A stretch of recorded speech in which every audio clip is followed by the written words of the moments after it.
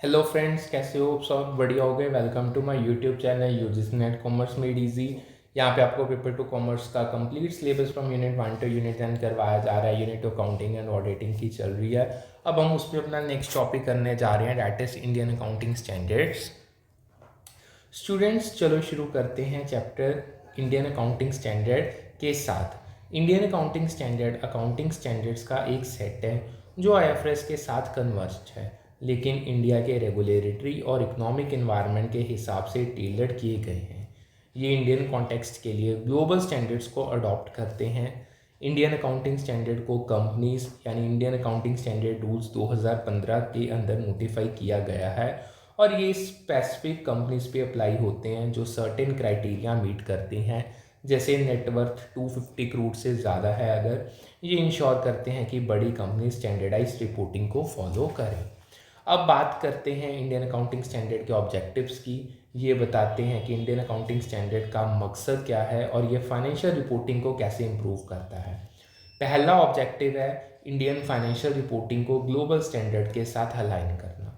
Indian accounting standard international best practices को follow करते हैं ताकि इंडियन कंपनीज ग्लोबली कंपेरेबल हों। ठीक है जी। दूसरा ऑब्जेक्टिव है ट्रांसपेरेंसी और कंपेरेबिलिटी को इन्हेंस करना। इंडियन अकाउंटिंग स्टैंडर्ड क्लियर और कंसिस्टेंट फाइनेंशियल इन्फॉर्मेशन देते हैं जो स्टेक होल्डर्स के लिए कंपनीज के परफॉर्मेंस को कंपेयर करना ईजियर बनाती है। तीसरा ऑब्जेक्टिव है इकोनॉमिक ग्रोथ को सपोर्ट करना बाय फॉरेन इन्वेस्टमेंट अट्रैक्ट करना, यानी इंडियन अकाउंटिंग स्टैंडर्ड के स्टैंडर्डाइज्ड रिपोर्टिंग से इंटरनेशनल इन्वेस्टर्स का ट्रस्ट बढ़ता है जो इंडियन इकॉनमी के लिए बेनिफिशियल है। चौथा ऑब्जेक्टिव है कंपनी एक्ट 2013 के साथ कंप्लायंस इंश्योर करना। Indian accounting standard legal requirements को मीट करता है जो इंडियन कंपनीज के लिए मैंडेटरी है। ठीक है जी। अब इंडियन अकाउंटिंग स्टैंडर्ड मैंडेटरी है listed companies, large unlisted companies और उनके सब्सिडरीज हैं एसोसिएट्स के लिए starting from 2016-17 with the faced implementation. ये ग्रेजुअली बड़ी कंपनीज पे अप्लाई किया गया है। ठीक है जी। अब कुछ की इंडियन अकाउंटिंग स्टैंडर्ड्स को हम समझने जा रहे हैं और ये भी मैंने आपको फेस्ड इम्प्लीमेंटेशंस ये करवा दिए हैं। ठीक है जी। देखो, अब देखते हैं कुछ की इंडियन अकाउंटिंग स्टैंडर्ड्स जो फाइनेंशियल रिपोर्टिंग के इंपॉर्टेंट एस्पेक्ट्स को गवर्न करते हैं। ये स्टैंडर्ड स्पेसिफिक एरियाज को कवर करते हैं। पहला स्टैंडर्ड है Indian accounting standard 1, presentation of financial statements. ये फाइनेंशियल स्टेटमेंट्स को प्रेजेंटेशन और स्ट्रक्चर को डिफाइन करता है। ये स्टैंडर्ड फाइनेंशियल स्टेटमेंट जैसे balance sheet, income statement, cash flow statement के स्ट्रक्चर और कंटेंट को स्पेसिफाई करता है ताकि रिपोर्टिंग कंसिस्टेंट और स्टैंडर्डाइज्ड हो। Indian accounting standard 1 fair presentation और गोइंग कंसर्न प्रिंसिपल पे जोर देता है। फेयर प्रेजेंटेशन का मतलब है एक्यूरेट और अनबायस्ड रिपोर्टिंग और गोइंग कंसर्न अज्यूम करता है कि कंपनी फ्यूचर में ऑपरेट करेगी। दूसरा स्टैंडर्ड है IFAS 16, property plant and equipment. ये फिक्स्ड एसेट्स की अकाउंटिंग को गवर्न करता है। ये स्टैंडर्ड फिक्स्ड एसेट्स जैसे प्रॉपर्टी प्लांट इक्विपमेंट के रिकॉग्निशन, मेजरमेंट और डेप्रिसिएशन को गवर्न करता है ताकि उनकी वैल्यू करंटली रिफ्लेक्ट हो। ठीक है जी, या कह लो एक्यूरेटली रिफ्लेक्ट हो। इंडियन अकाउंटिंग 16 दो मॉडल्स अलाउ करता है फिक्स्ड एसेट्स के लिए। कॉस्ट मॉडल यानी हिस्टोरिकल कॉस्ट माइनस डेप्रिसिएशन, या रिवैल्यूएशन मॉडल यानी फेयर वैल्यू पे रिवैल्यूएशन। ये फ्लेक्सिबिलिटी प्रोवाइड करता है। तीसरा स्टैंडर्ड है इंडियन अकाउंटिंग स्टैंडर्ड 18 या 115, revenue recognition. Indian accounting standard 115 ने इंडियन अकाउंटिंग स्टैंडर्ड 18 को रिप्लेस किया और ये रेवेन्यू अकाउंटिंग को गवर्न करता है। Indian accounting standard 115 revenue recognition को परफॉर्मेंस ऑब्लिगेशन के बेसिस पे डिफाइन करता है जो IFRS 15 के इक्विवेलेंट है। ये बताता है कि रेवेन्यू कब और कैसे रिकॉर्ड किया जाएगा। चौथा standard Indian accounting standard 36, impairment of assets. ये एसेट्स की वैल्यू में कमी यानी इम्पेयरमेंट को एड्रेस करता है। ठीक है जी। ये थोड़े से एक्स्ट्रा हैं, इस एक मिनट रुको। ये IFRS आ गई आपकी।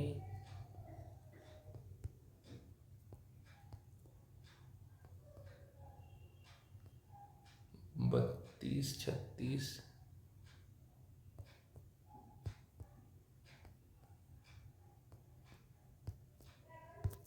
चलो कोई बात नहीं, इसको आप वैसे ही लिख लो।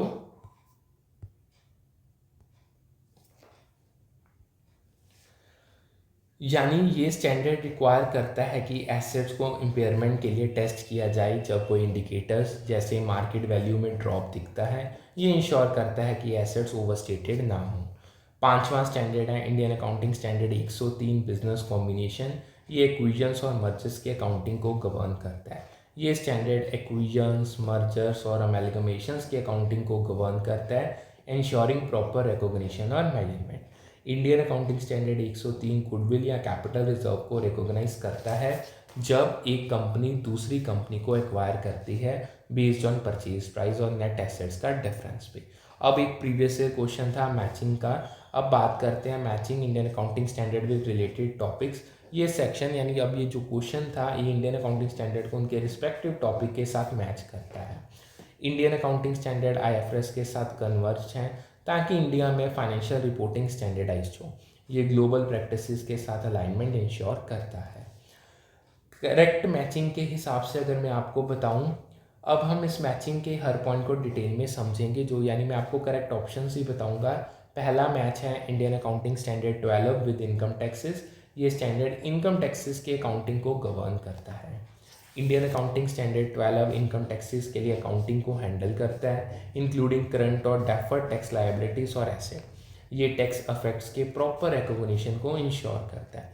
दूसरा मैच है इंडियन अकाउंटिंग स्टैंडर्ड 17 जो लीसिस के साथ मैच करता है। ये स्टैंडर्ड लीसिस के अकाउंटिंग को गवर्न करता है। इंडियन अकाउंटिंग 17 जो अब लार्जली इंडियन अकाउंटिंग स्टैंडर्ड 116 से रिप्लेस हो चुका है, लीसिस के अकाउंटिंग को गवर्न करता है, क्लासिफाइंग दैम एज फाइनेंस या ऑपरेटिंग लीज और रिकॉग्निशन क्राइटेरिया डिफाइन करता है। तीसरा मैच है Indian accounting standard 19 with employee benefits. ये स्टैंडर्ड एम्प्लॉय बेनिफिट्स की अकाउंटिंग को कवर करता है। Indian accounting standard 19 employee benefit जैसे सैलरीज, पेंशंस और पोस्ट एम्प्लॉयमेंट बेनिफिट्स की अकाउंटिंग को एड्रेस करता है, इंश्योरिंग एक्यूरेट लायबिलिटी रिकॉग्निशन। चौथा match Indian accounting standard 23 with borrowing cost. अब ये जो स्टैंडर्ड है बोरोइंग कॉस्ट के अकाउंटिंग को गवर्न करता है। Indian accounting standard 23 borrowing cost के अकाउंटिंग को स्पेसिफिक करता है, अलाउइंग कैपिटलाइजेशन ऑफ कॉस्ट जो क्वालिफाइंग एसेट से डायरेक्टली एट्रीब्यूटेबल है। होप सो आपको ये अच्छे से समझ आ गया होगा। अब बात करते हैं इंडियन अकाउंटिंग स्टैंडर्ड के इम्प्लीमेंटेशन इन इंडिया की। ये थोड़ा सा डिटेल में समझते हैं। ये बताता है कि इंडियन अकाउंटिंग स्टैंडर्ड कैसे और कब इंडिया में अप्लाई किया गया। इंडियन अकाउंटिंग स्टैंडर्ड का इम्प्लीमेंटेशन फेज्ड मैनर में हुआ, यानी ग्रेजुअली डिफरेंट कंपनीज पे अप्लाई किया गया। फेज़ 1 2016 से 17 में इंडियन अकाउंटिंग स्टैंडर्ड मैंडेटरी था कंपनीज के लिए जिनका नेटवर्थ 500 करोड़ था। ये बड़ी कंपनीज के लिए पहला स्टेप था। फेज़ 2 2017-18 में Indian accounting standard listed companies और उन कंपनीज पे अप्लाई हुआ जिनका नेटवर्थ 250 करोड़ से ज़्यादा था। ये वाइडर एप्लीकेबिलिटी का दूसरा स्टेप था। बाकी कंपनीज के लिए वॉलंटरी अडॉप्शन अलाउड था, यानी वो अपनी चॉइस के से इंडियन अकाउंटिंग स्टैंडर्ड अडॉप्ट कर सकते थे। ठीक है, अब देखते हैं इंडियन अकाउंटिंग स्टैंडर्ड इम्प्लीमेंटेशन के चैलेंजेस। ये बताते हैं कि ट्रांजिशन में कौन सी डिफ़िकल्टीज आई, इसको हम समझते हैं। ये स्लाइड में मेरे प्रेजेंट किया है।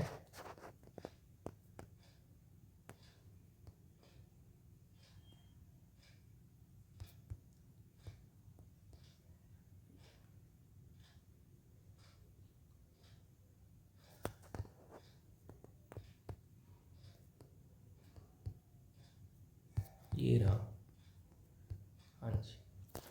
पहला चैलेंज है इंडियन अकाउंटिंग गैप से इंडियन अकाउंटिंग स्टैंडर्ड में transition, specially fair value adjustment जैसा कॉम्प्लेक्स प्रोसेस। ये रिपोर्टिंग मेथड्स में सिग्निफिकेंट चेंजेस लाता है। दूसरा चैलेंज है ट्रेनिंग और system upgrades for compliance. Indian accounting standard के लिए एम्प्लॉयज़ को ट्रेन करना और सिस्टम को अपग्रेड करना रिसोर्स इंटेंसिव है। तीसरा चैलेंज है टैक्स इम्प्लीकेशंस जैसे एमईटी यानी minimum alternate tax adjustment. Indian accounting standard के चेंजेस टैक्स कैलकुलेशंस को अफेक्ट करते हैं। अब थोड़ा सा आप डिटेल में चलते हैं। इंडियन अकाउंटिंग स्टैंडर्ड 1 को हम डिटेल में समझ में जा रहे हैं क्योंकि इसमें से क्वेश्चंस बहुत बारी पूछे गए हैं।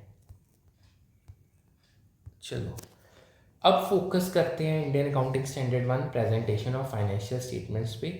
ये स्टैंडर्ड फाइनेंशियल स्टेटमेंट्स को प्रेजेंटेशन को गवर्न करता है। ये स्टैंडर्ड फाइनेंशियल स्टेटमेंट के प्रेजेंटेशन और डिस्क्लोजर्स को हैंडल करता है, इंक्लूडिंग उनका स्ट्रक्चर और कंटेंट। ये इंश्योर करता है कि रिपोर्टिंग क्लियर और कंसिस्टेंट हो।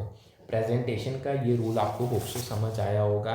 फिर Indian accounting standard two inventories, अगला स्टैंडर्ड है Indian accounting standard two inventories. ये इन्वेंट्रीज के अकाउंटिंग को गवर्न करता है। Indian accounting standard two inventories के अकाउंटिंग ट्रीटमेंट के लिए गाइडेंस देता है, जैसे उनकी वैल्यूएशन और cost allocation. Indian accounting standard two valuation of inventories के अकॉर्डिंग मैन्युफैक्चरिंग कंपनी के इन्वेंट्रीज की वैल्यूएशन में स्पेसिफिक कॉस्ट शामिल होती है। ये इंडियन अकाउंटिंग स्टैंडर्ड 2 का प्रेडिसेसर है, यानी ES2 अकेला। फ्राइट और इंश्योरेंस कॉस्ट जो इन्वेंट्रीज को उनकी प्रेजेंट लोकेशन और कंडीशन में लाने के लिए इनकर होती है, जैसे ट्रांसपोर्टेशन और इंश्योरेंस चार्जेस, उनको इन्वेंट्री वैल्यूएशन में शामिल किया जाता है। डेप्रिसिएशन ऑफ फैक्ट्री प्लांट या इक्विपमेंट जो मैन्युफैक्चरिंग प्रोसेस में यूज़ होता है, उसको इन्वेंट्री के कॉस्ट का पार्ट मानकर इंक्लूड किया जाता है। ठीक है जी। अब बात करते हैं AS4 यानी events after balance sheet date की। ये स्टैंडर्ड बैलेंस शीट डेट के बाद के इवेंट्स के अकाउंटिंग को गवर्न करता है। बैलेंस शीट डेट के बाद के इवेंट्स जो एडजस्टिंग इवेंट्स के रूप में क्वालिफाई करते हैं AS4 के अंदर, ये फाइनेंशियल स्टेटमेंट को एडजस्ट करने के लिए इम्पॉर्टेंट है।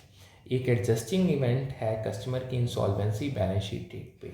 ये इवेंट फाइनेंशियल स्टेटमेंट्स में एडजस्टमेंट रिक्वायर करता है, क्योंकि ये रिसीवेबल्स की वैल्यू को अफेक्ट करता है। ये एक प्रीवियस ईयर क्वेश्चन था। दूसरा एडजस्टिंग इवेंट है एसेट्स के कॉस्ट का डिटर्मिनेशन, जो बैलेंस शीट डेट से पहले परचेज किए गए हैं। ये एक्यूरेट वैल्यूएशन के लिए एडजस्ट किया जाता है।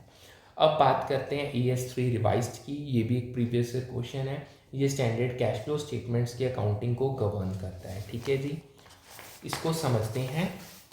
ES3 रिवाइज्ड मैंडेटरी हो गया है कमर्शियल, इंडस्ट्रियल और बिजनेस रिपोर्टिंग एंटरप्राइजेस के लिए जिनका टर्नओवर काउंटिंग पीरियड में 50 करोड़ से ज़्यादा था। ये बड़ी एंटिटीज़ के लिए एप्लीकेबल है।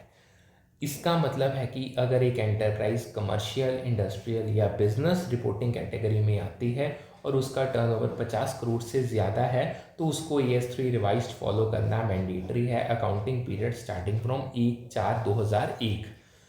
अब अगला स्टैंडर्ड है ES8 यानी Indian accounting standard 8, accounting policies, changes in accounting estimates and errors.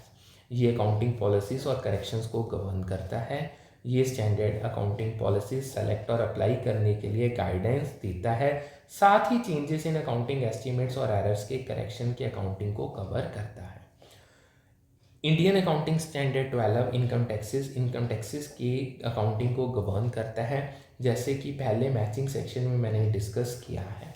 अब Indian accounting standard 19 employee benefits के अकाउंटिंग और डिस्क्लोजर को गवर्न करता है, जैसे कि पहले मैचिंग सेक्शन में ये भी मैं डिस्कस कर चुका हूँ।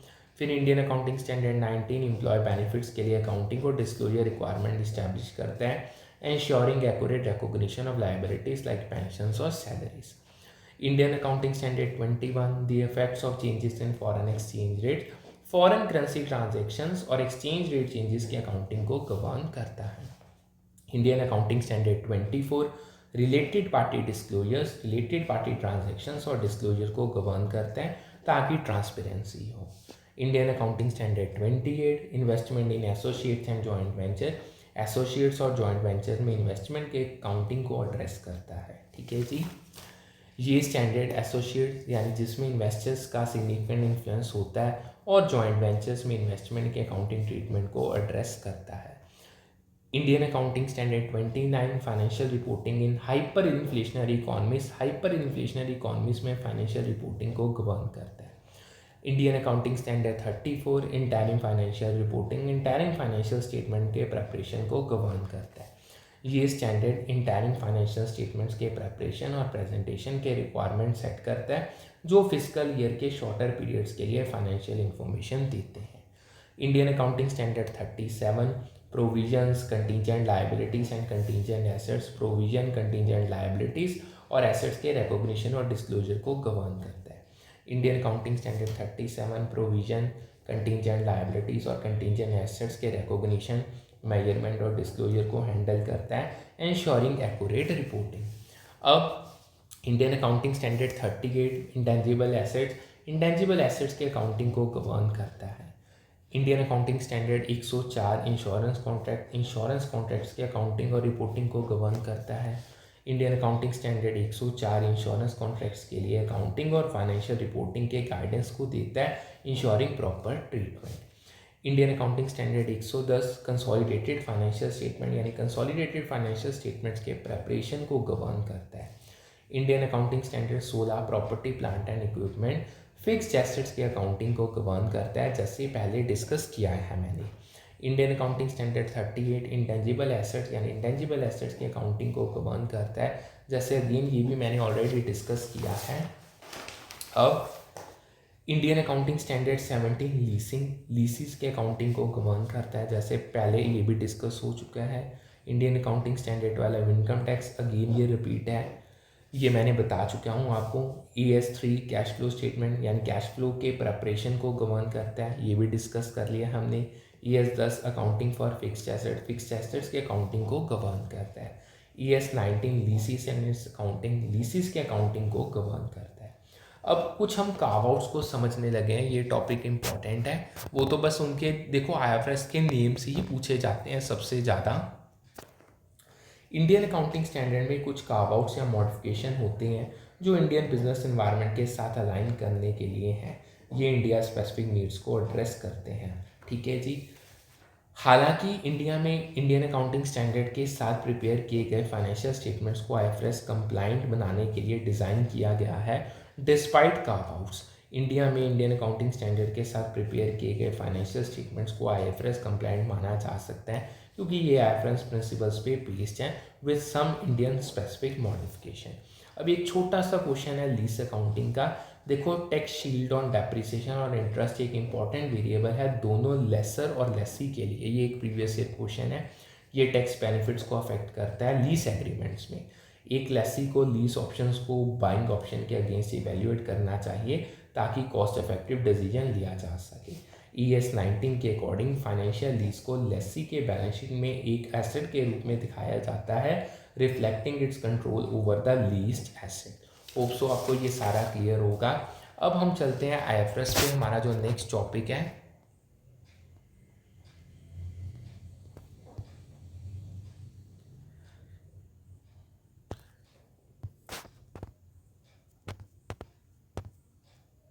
चलो जी स्टार्ट करते हैं स्टूडेंट्स। चलो शुरू करते हैं इंटरनेशनल फाइनेंशियल रिपोर्टिंग स्टैंडर्ड के साथ।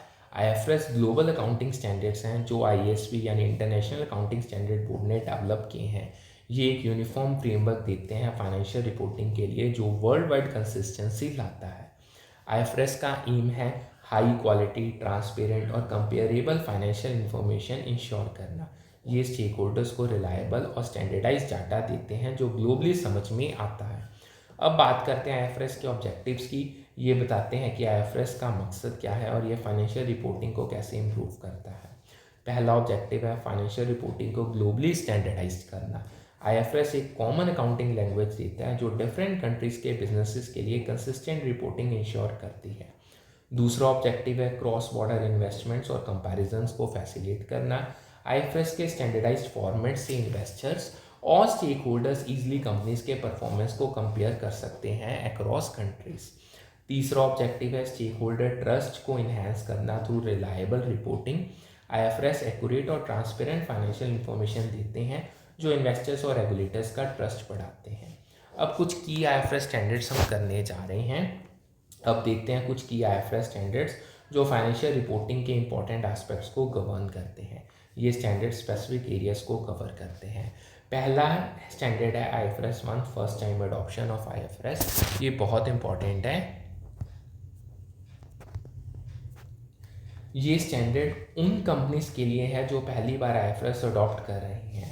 IFRS 1 लोकल गैप से IFRS में ट्रांजिशन के लिए गाइडेंस देता है। ये बताता है कि कैसे कंपनी अपने अकाउंटिंग प्रैक्टिसेस को IFRS के साथ अलाइन करे। ये स्टैंडर्ड रिक्वायर करता है कि प्रायर पीरियड्स के फाइनेंशियल स्टेटमेंट्स को IFRS के अकॉर्डिंग रीस्टेट किया जाए ताकि कंसिस्टेंसी हो। दूसरा स्टैंडर्ड है IFRS 9 फाइनेंशियल इंस्ट्रूमेंट्स का। ये फाइनेंशियल एसेट्स और लायबिलिटीज़ के अकाउंटिंग को गवर्न करता है।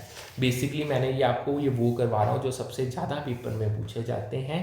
IFRS 9 फाइनेंशियल एसेट्स और लायबिलिटीज़ के क्लासिफिकेशन, मेजरमेंट और इम्पेयरमेंट को गवर्न करता है। ये इंश्योर करता है कि फाइनेंशियल इंस्ट्रूमेंट्स की वैल्यू एक्यूरेटली रिफ्लेक्ट हो।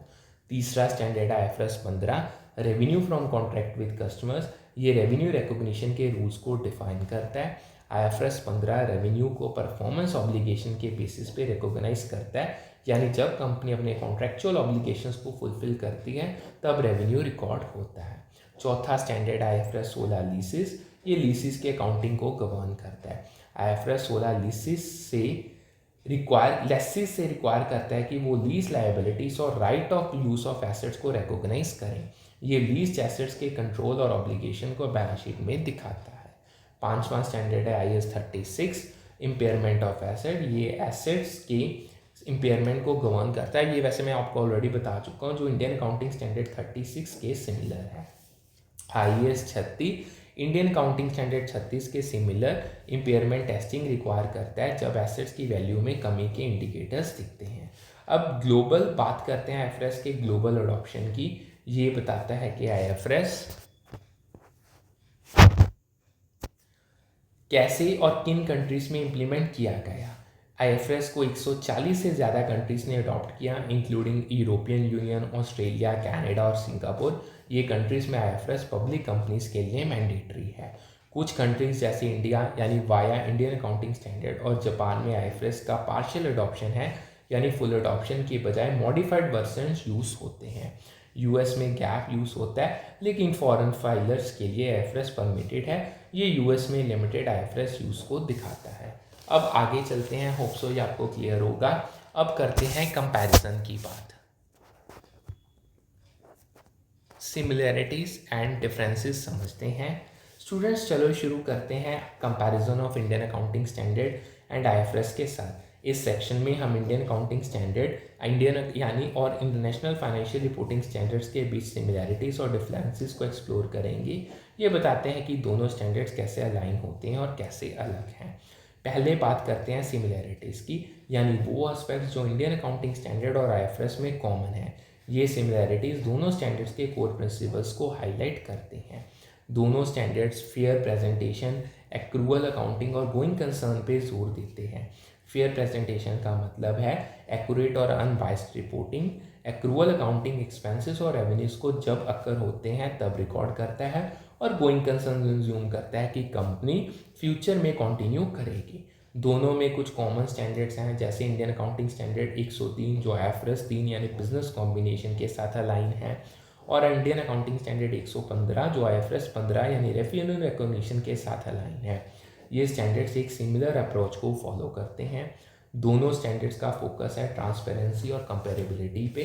ये इंश्योर करते हैं कि फाइनेंशियल इंफॉर्मेशन क्लियर हो और स्टेक होल्डर्स कंपनी के परफॉर्मेंस को इजीली कंपेयर कर सकें।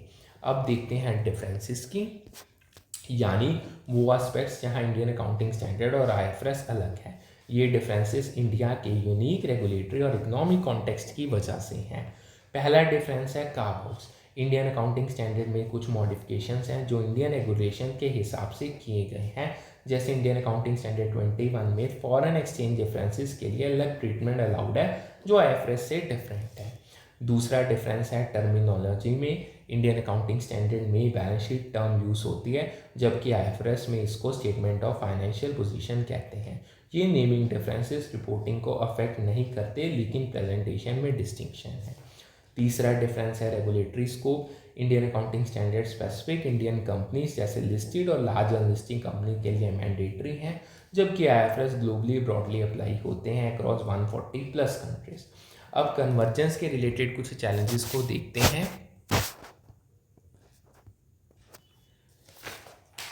अब बात करते हैं कन्वर्जेंस चैलेंजेस की। ये बताते हैं कि इंडियन अकाउंटिंग स्टैंडर्ड को IFRS के साथ अलाइन करने में कौन सी डिफ़िकल्टीज आती हैं। पहला चैलेंज है regulatory differences. Indian tax laws जैसे MAT यानी minimum alternate tax Indian accounting standard adoption को कम्प्लेक्स बनाता है, क्योंकि टैक्स कैलकुलेशंस और अकाउंटिंग ट्रीटमेंट अलाइन करना चैलेंजिंग होता है। दूसरा चैलेंज है इकोनॉमिक कॉन्टेक्स्ट। इंडिया के एक डेवलपिंग इकॉनमी है, इसलिए कुछ कार्व आउट ज़रूरी होते हैं, जैसे फॉरेन करेंसी ट्रांसलेशन के लिए, जो इंडियन बिजनेस एनवायरनमेंट के लिए सूटेबल हो। तीसरा चैलेंज है training needs.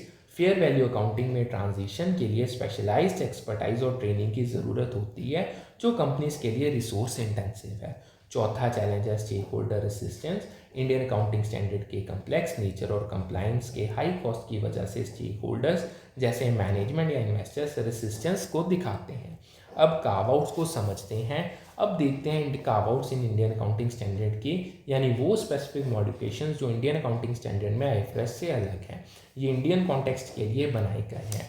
Indian accounting standard 21 में एक कार्व आउट है जो फॉरेन एक्सचेंज डिफरेंसेस को सर्टेन केसेस में कैपिटलाइज करने की परमिशन देता है, जो आईएफआरएस में जनरली अलाउड नहीं होता। ये इंडियन कंपनीज के लिए फ्लेक्सिबिलिटी प्रोवाइड करता है। इंडियन अकाउंटिंग स्टैंडर्ड 101 में कार्व आउट है जो फर्स्ट टाइम एडॉप्शन के लिए एग्जम्पशंस देता है, जैसे प्रीवियस गैप कैरिंग अमाउंट्स को कॉस्ट के रूप में डीम करता है। ये बेसिकली था, आई गेस मैंने इसको प्रेजेंट किया था। चलो कोई बात नहीं, वैसे ही समझ लो। ये ट्रांजिशन को ईजियर बनाता है। इंडियन अकाउंटिंग स्टैंडर्ड 32 में फाइनेंशियल इंस्ट्रूमेंट्स के प्रेजेंटेशन को इंडियन रेगुलेशन के साथ अलाइन करने के लिए मॉडिफिकेशंस हैं। ये इंडियन कॉन्टेक्स्ट के लिए सूटेबल रिपोर्टिंग को इंश्योर करता है। होप सो आपको जितना करवाया उतने से उतना अच्छे से समझ आ गया होगा। कोई डाउट है तो आप यूट्यूब में कमेंट सेक्शन में या टेलीग्राम चैनल पे मैसेज कर सकते हैं। Complete syllabus from unit 1 two unit 10 करवाया जा रहा है। Unit of counting and auditing की चल रही है और इसमें अब थोड़े से हमारे टॉपिक रह गए हैं जो कंप्लीट हो जाएंगे।